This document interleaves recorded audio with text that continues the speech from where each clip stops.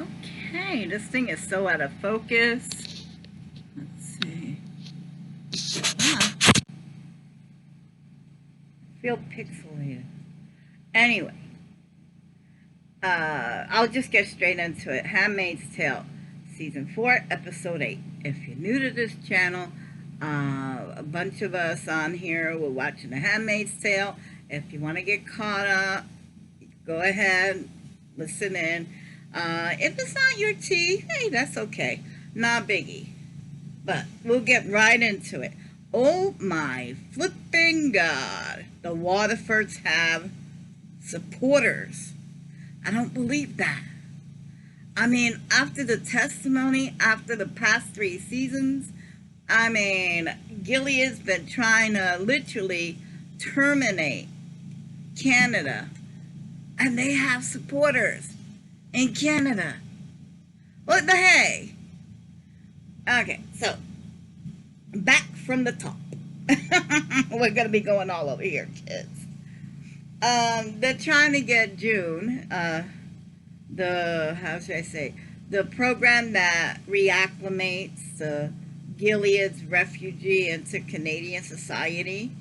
June is in a meeting, and she's in literally a round circle, and everyone's talking, and everyone's feeling, it's supposed to be a healing circle. Instead of something that was in Gilead, the circle where you criticize the other women and you pointed out their flaws, and it's a horrible experience. Moira is trying to reverse that of like, look, this could be a positive experience too.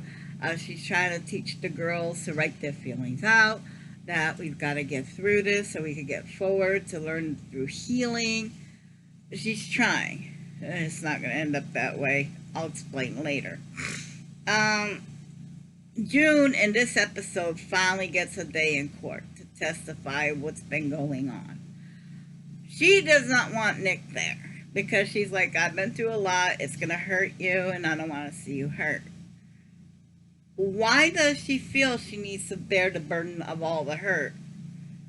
Kind of like some of us. I mean, there's a little bit of us in June, We try to do everything. We're like, oh, I've got to do this for you. I don't, so anyway, I'm sorry. I veer off course. So she goes to court. She doesn't want Nick there. Nick shows up. She's facing the Waterford. Fred talks out of turn. The judge is like, get your client in order, June and him has words back and forth, and he was like, of all the birth rates are falling everywhere, but in Gilead they're the only ones rising because we're doing it God's way. By raping women? And yeah, they put it in a sense of a ceremony that it's God's will. But do you understand that you're forcing someone to have intercourse with you that do not want it? And they're trying to blame June because the Waterfords have a lawyer, and the lawyer's trying to blame June because and the lawyer asks, you were given a choice. You chose to become a handmaid. And not really, because the choices they gave June was she can either live on the colony, which is the cleanup crew of the nuclear fallout that they had all those years ago because someone got itchy finger and pushed the red button. Okay, so a nuclear war did break out, and these are the survivors in a sense. So the colony is a group of people that are sent to the radiated, is that radioactive, that's the one, the radioactive area to clean it up. So basically it's a slow demise because you're exposed every day to high levels. And if you've seen, I think it's in season 2 or I think it's in season 2 that you get to see what the colony actually looks like. And oh dear God, how anyone's surviving that for any amount of time. It's incredible. Anyway, so that's what you're sent as a punishment. So it's like, you could become a handmaid and have unwanted intercourse with somebody that you don't really care for. Or you could go to this radiation area and get poisoned. These are the choices these women are given. So anyway, the lawyer for the Waterfords were like, well, you chose to go into this handmaid's tale. You knew what you were getting into. It wasn't much of a choice. Yeah, it was a choice, but it wasn't, I mean, either way, it's going to be horrible. But in the middle, of course, that was there. Next scene is that she went back home and her and Nick are eating. Was they eating? Yeah, they were eating. He wants to know what's going on. No, that was after the therapy circle. The next part is she was eating and they were talking and Nick wants to find out what they talked about, and that's just, she was like, I don't want you to know. I can't talk about it right now. Okay, I'm getting all my scenes all screwed up because I cannot believe that the Waterford have sympathizers. Holy crap. Another thing that came to light is Emily. Emily turned out she was outed by one of the aunts, because the aunt is Aunt Lydia and Aunt Ruth and and those are the overseers for the handmaids. And basically anything that goes wrong, or they're the ones that are like in charge of making sure they're fed and they're clothed, and the overseers. Okay, let's just get that way. The overseers. Well, one of the aunts outed Lydia. No, one of the aunts, I wonder if Lydia was this a premonition? Anyway, one of the aunts outed Emily that she was having an affair with one of the Marthas. And you're not supposed to have, homosexuality in Gilead is a death sentence because you're betraying your own gender. It's a gender traitor. They don't call you a homosexual, they call you a gender traitor.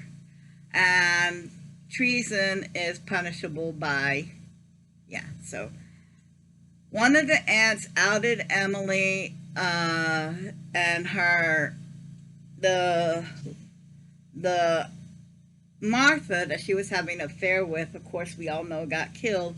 And she was the one responsible for Emily getting mutilated.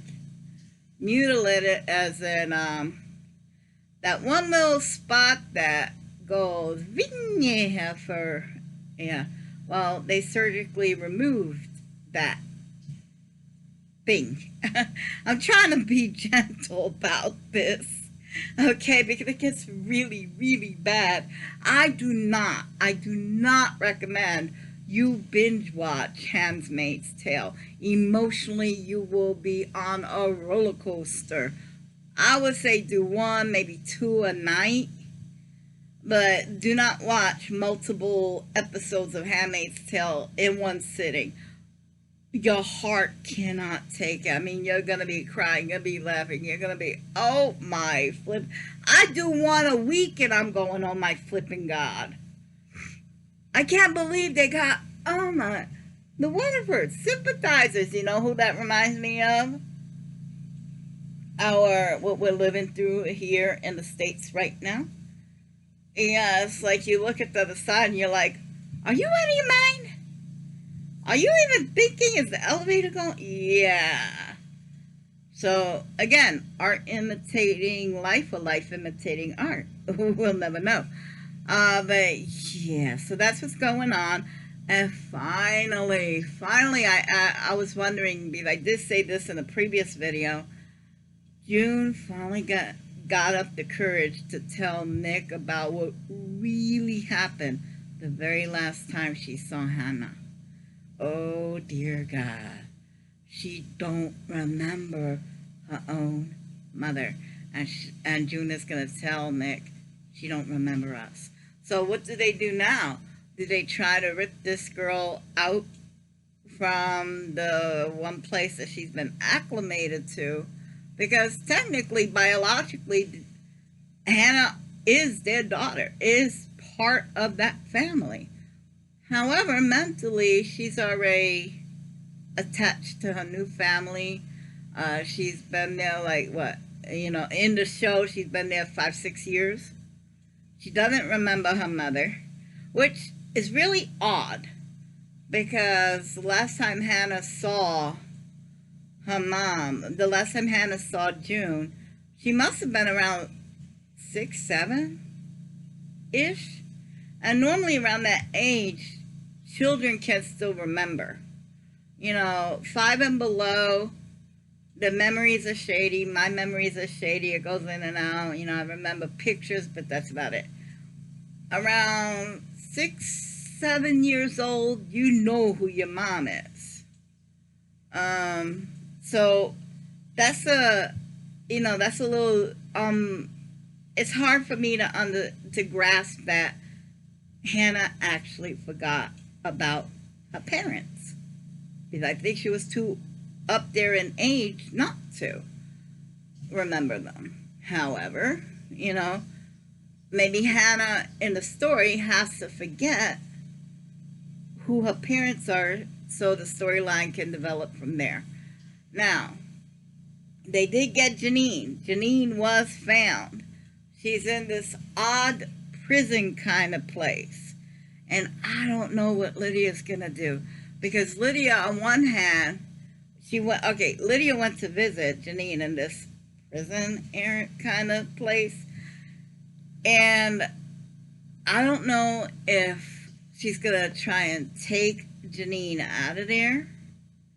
Because she is crying. I mean, she is showing emotion because she's trying to save these women. She's trying to help them survive.